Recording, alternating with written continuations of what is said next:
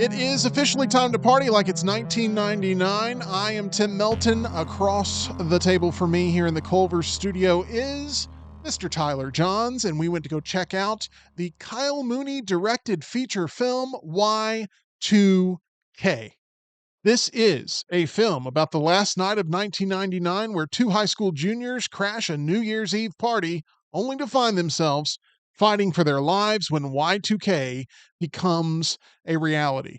Tyler, there was a scare back going into the year 2000 that all of our machines would turn against us, maybe not in the way that is depicted in this film, but that things would go awry. Thankfully, that was not the case back then, but this is sort of a revisionist history of what if things had gone off the handle, and the chaos in this is something that protrudes off of the screen for sure and hits you right in the senses.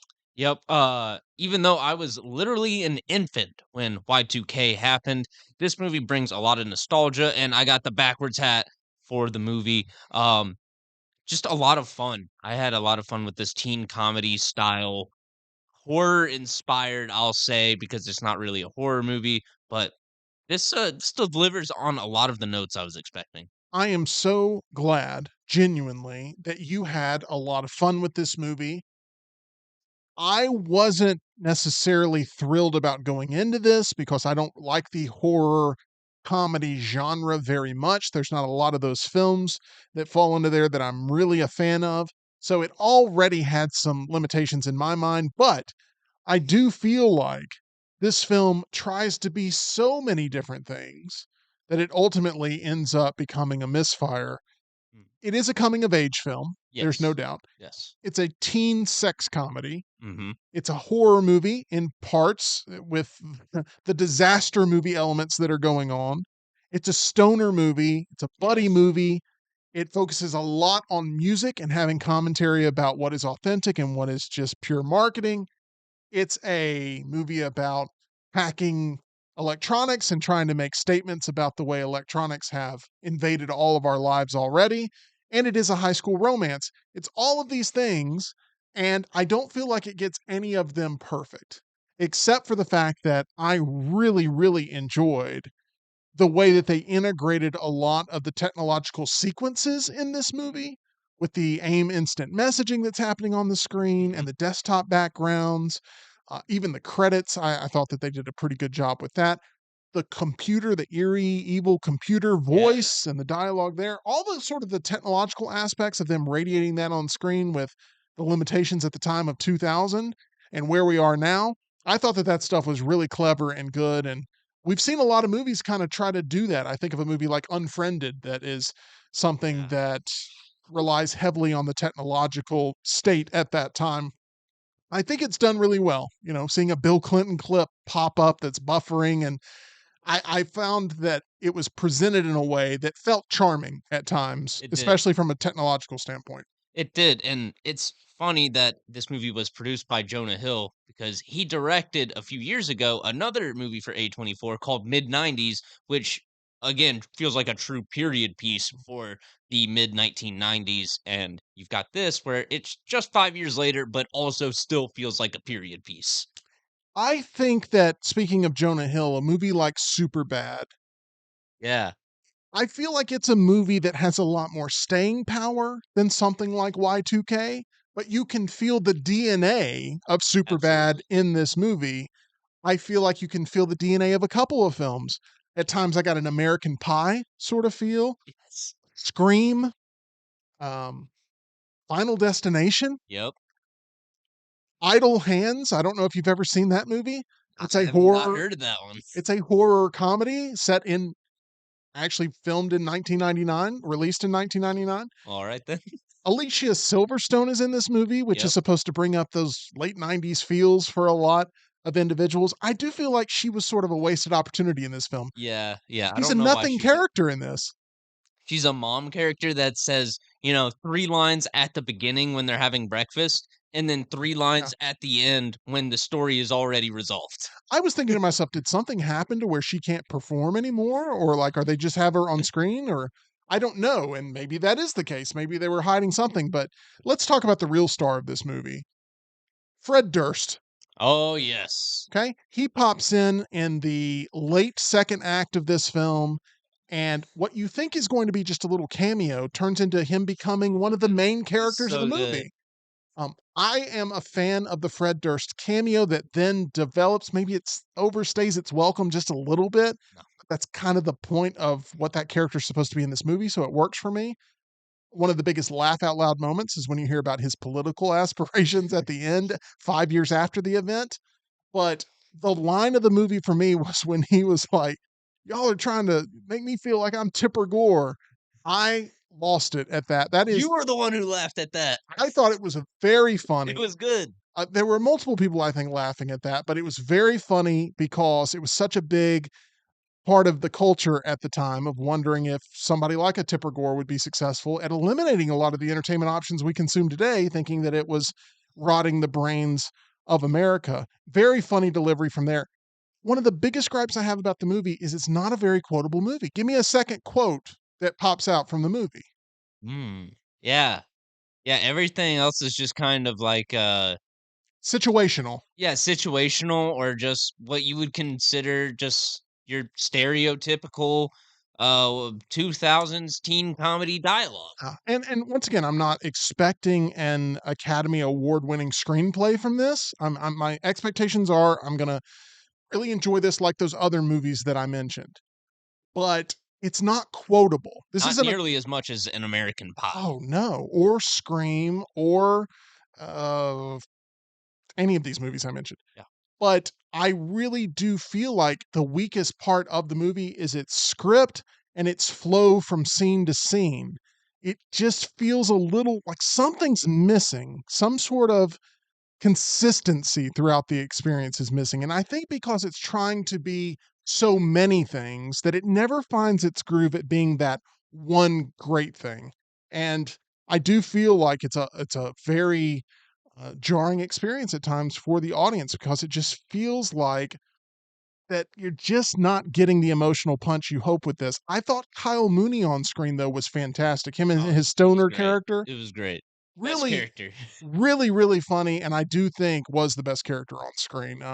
Are there any other characters that really popped out to you? Because I think you are a fan of the leading lady in this. I am a fan of Rachel Zegler. Her performance was fine, solid. I wouldn't say it's like a standout. Same with Jaden Martell. They both sort of fall into that role of popular girl and nerdy guy who falls for the popular girl and manages to get her by the end of the movie.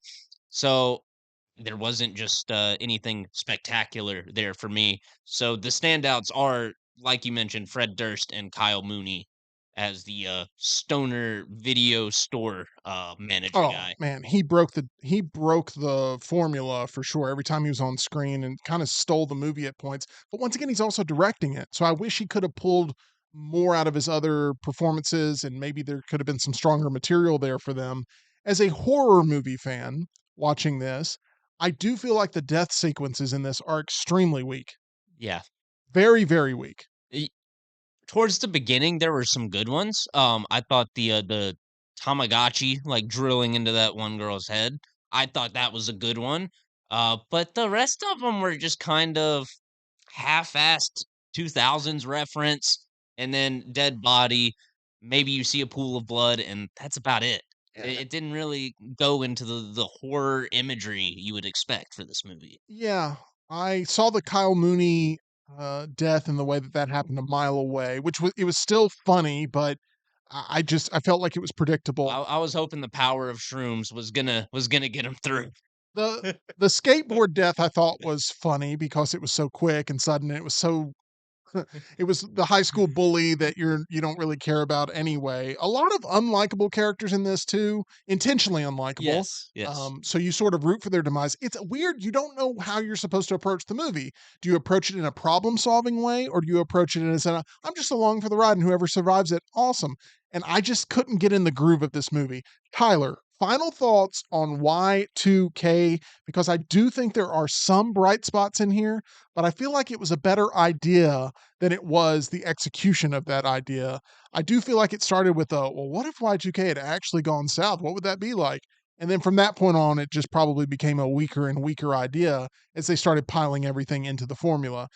You, once again, like this movie way more than I do, but I want to hear your glowing sort of what really stood out as something that you emotionally connected to here. Um, I'm just a sucker for those teen comedies where you have the nerd, falling for the popular girl and wins her over. It's just a sweet saccharine story, and you get a lot of laughs from it. So, that's it. It's nothing Right. special. It does nothing unique to the genre. No. It's just a fun time. Don't expect anything serious. Go and enjoy the wacky dialogue, some of the wacky deaths that you barely see, and enjoy the soundtrack, and most definitely go enjoy Fred Durst in this movie. Absolute best part of the movie. There's one part he appears as almost like this grizzled war veteran type of the Y2K apocalypse, and he doesn't have his signature red hat, and one of our main characters, who is a massive Fred Durst fan, has the backwards red hat and hands it to him. And there's this great moment. It's like Captain America picking up his shield. It's Spider-Man putting on the mask. It's Batman with the cowl. It is such a great moment where he puts on the backwards hat and just says, "Let's break stuff." Yeah, and I think I'm Best the moment of the movie. and I think I'm the old people in the gym that are like, "Oh, Fred Durst, there's so many other things going on here." But no, in all seriousness, the Fred Durst angle of this was good. You do see some SNL in this, in the way it's presented, especially with some of the comedy and the horrific moments.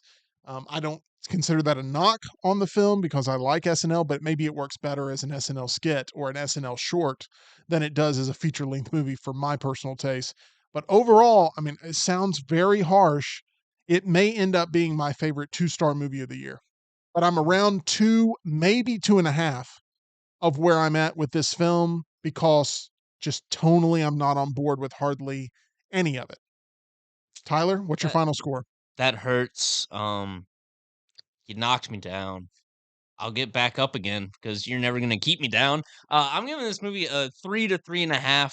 I would lean more 3.25 if we're really splitting hairs here. It's just a fun time if you like the horror comedy genre, if you like the teen comedy genre. Don't expect anything more than that, but go have a good Yeah. time. I think there needs to be more movies where you're not necessarily looking for subtext Sure. for these grand world building scenes, learning how the political realm is in that universe, Right. like in Dune. Just I wanted to see some Tamagotchis kill some people, and the nerd wins in the end, and that's what happened. I love movies that are dumb fun. I really do. But this one wasn't fun for me. It just didn't feel as fun as I would have liked. It was dumb, but it just felt hollow for some reason for me. And I don't know exactly why other than the reasons I've stated here. And we'd love to know what you think of Y2K. Are you on the side that this is definitely something that you've been excited for and it delivered? Or are you on the side that, some friend of yours drug you into this film, you happened to watch it, you're here with us now, and it wasn't one of your favorites? I would love to hear both sides of the spectrum here for sure. We'd also encourage you to go to our title sponsor. That's My Bookie. That's a place where you actually want to go on your computer. After seeing this movie, you may be a little bit afraid of using your computer. Don't be afraid to go to mybookie.ag. Plenty of opportunities to cash out and win or let it ride at MyBookie. Make sure you use that promo code next round where you can bet and play absolutely anything, anytime, anywhere, only with our friends at MyBookie. We appreciate your like and subscription here to The Meltdown. More movie reviews headed your way right here on the channel.